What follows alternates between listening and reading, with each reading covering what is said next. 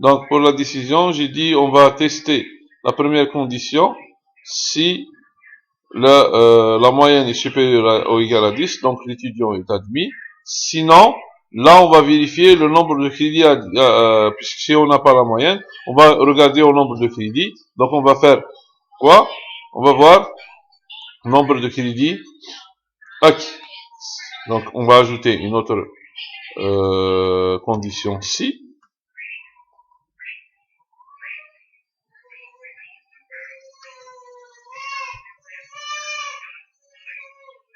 Là, on va mettre supérieur ou égal à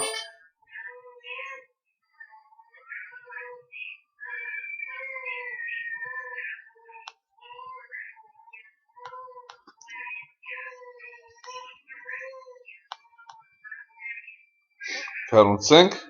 Donc, ça nous donne admis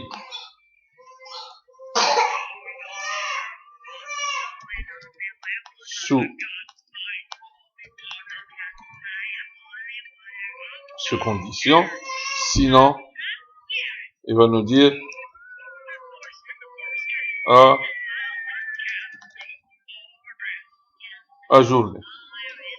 Voilà le test que nous allons faire.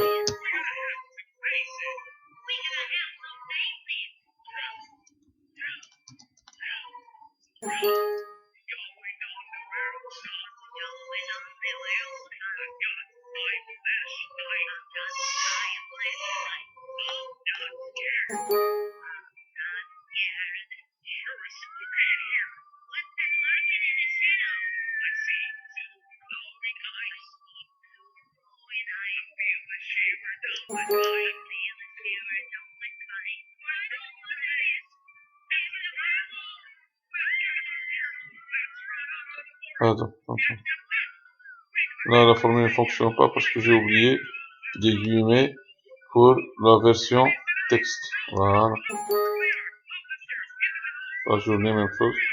C'est un texte, on doit le mettre toujours entre guillemets pour qu'il s'affiche.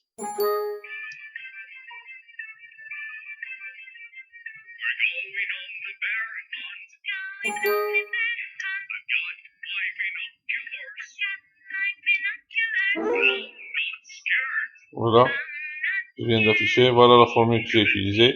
Donc si la moyenne est, là je vais un peu changer les moyennes, vous allez voir, si je mets un 9 par exemple ici, et un 9,5 de ce côté, regardez bien que là, nous avons eu admis sous condition. Par contre, si je change ici le nombre de crédits, je vais mettre uniquement 3 crédits, vous allez voir que l'étudiant est ajourné parce qu'il n'a pas le nombre de crédits qui convient. Donc, à 18, il devient admis sous condition. Sinon, à 3, le total, ça va nous faire 30 crédits, donc il n'est pas admis. Ok, voilà la formule qu'on utilise pour utiliser la condition si et pour déterminer la décision admis ou ajourné. Juste ici, je vous précise, quand il s'agit d'un texte, à afficher un texte, par exemple admis, il faut le mettre entre ces deux petits guillemets, les conditions 1.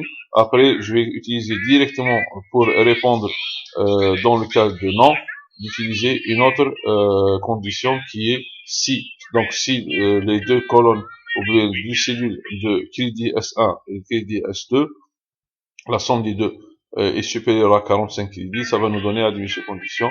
Sinon, il va nous donner ajourné toujours. C'est un texte. Voilà la formule. Je vous remercie et je vous souhaite bon courage.